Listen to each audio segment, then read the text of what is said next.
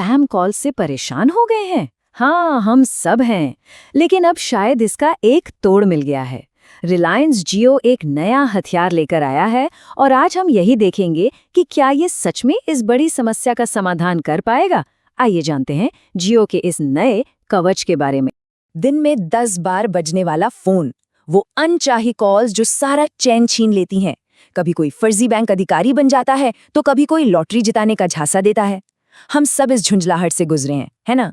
ये देखिए, ये हैं स्कैमर्स के सबसे कॉमन हथकंडे। बैंक वाला बनकर, केवाईसी अपडेट के नाम पर या फिर लाखों की लॉटरी का लालच देकर। ये वो जाने पहचाने तरीके हैं जिनसे हमें फंसाने की कोशिश होती है। तो इसी सिरदर्द से निपटने के लिए जियो ने एक बहुत बड़ा कदम उठाया है। उन्होंने एक ऐसी टेक्नोलॉजी पेश की है जो हमें इन धोखेबाजों से बचाने के लिए एक ढाल की तरह काम कर सकती है। तो चलिए, आज की इस पड़ताल में हम क्या क्या देखने वाले हैं। सबसे पहले, ये सिनैप्स सर्विस आखिर है क्या भला? फिर जियो के नए अपडेट्स में ऐसा क्या खास है? और हाँ, सबसे ज़रूरी सवाल, प्राइवेसी का क्या, और क्या ये वाकई काम करेगा? इन सब पर बात करेंगे। चलिए शुरू करते हैं पहले हिस्से से और सबसे पहले समझते हैं उस टेक्नोलॉजी को जो इस पूरी कहानी के सेंटर में है।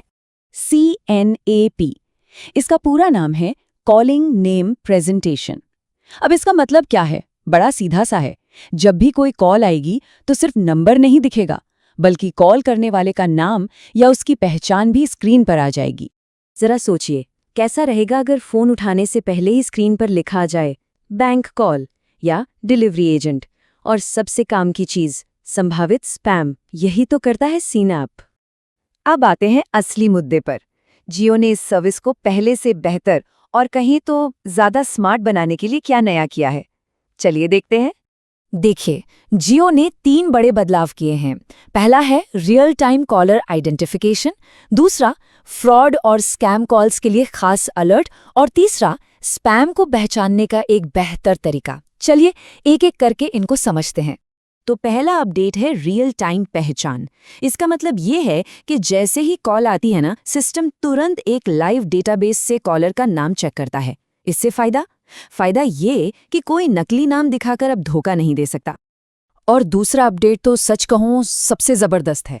अगर कोई ऐसा नंबर है जिसे कई लोगों ने फ्रॉड के लिए रिपोर्ट किया है, तो आपकी स्क्रीन पर सीधे सीधे ऐसी चेतावनी आ जाएगी, संभावित धोखाधड़ी कॉल। मतलब एक तरह का रेड अलर्ट जो आपको पहले ही बचा लेगा। और तीसरा सुधार है स्पैम फिल्टरिंग में।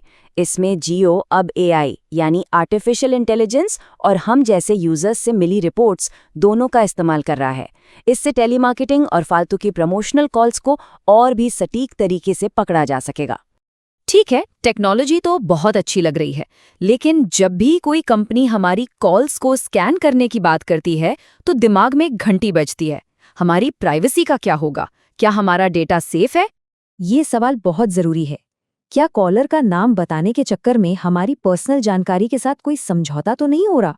इस पर जियो का जवाब बिल्कुल साफ है। उनका कहना है कि ये पूरी सर्विस ट्राई यानी telecom regulatory authority of India के नियमों के अंदर ही काम करती है। वो ये दावा भी करते हैं कि किसी की पर्सनल कॉल्स या मैसेज को एक्सेस नहीं किया जाता, सिर्फ वेरीफाइड कॉलर डेटाबेस का ही इस्तेमाल होता है। चलो मान लिया कि प्राइवेसी सेफ है, पर असली सवाल तो ये है कि क्या ये चीज़ वाकई में काम करेगी? ज़मीनी हकीकत क्या होगी? तो देखिए, इसके फायदे और नुकसान दोनों को समझना जरूरी है। फायदा तो साफ है, फ्रॉड कॉल्स को पहचानना बहुत आसान हो जाएगा, खासकर हमारे घर के बड़े बुजुर्गों के लिए बहुत मददगार होगा। अनजान नंबरों का जो एक डर होता है वो कम होगा। लेकिन इसकी कुछ सीमाएं भी हैं, जैसे कोई एकदम नया स्कैम नंबर होगा तो सिस्टम शायद उसे तुरंत ना पकड़। तो कुल मिलाकर बात यह है कि ये कोई 100% फूल प्रूफ सोल्यूशन नहीं है। ये कोई जादुई छड़ी नहीं है जो स्पैम कॉल्स को एक झटके में गायब कर देगी। लेकिन हाँ, ये इस लड़ाई में एक बहुत बड़ा और ज़रूरी सुधार ज़रूर है। तो आखिर में हम किस नतीजे पर पहुंचते हैं? इस सब का निचोड़ क्या है? इन सब में से एक बात सबसे ज़्यादा अहम है, और वो ये है कि टेक्नोलॉजी एक बहुत पावरफुल टूल है, इसमें कोई शक नहीं। लेकिन हमारी अपनी जागरूकता ही हमारा सबसे बड़ा सुरक्षा कवच है। जियो का ये अपडेट बहुत काम का है, पर असली सावधानी तो हमें खुद ही बरतनी होगी।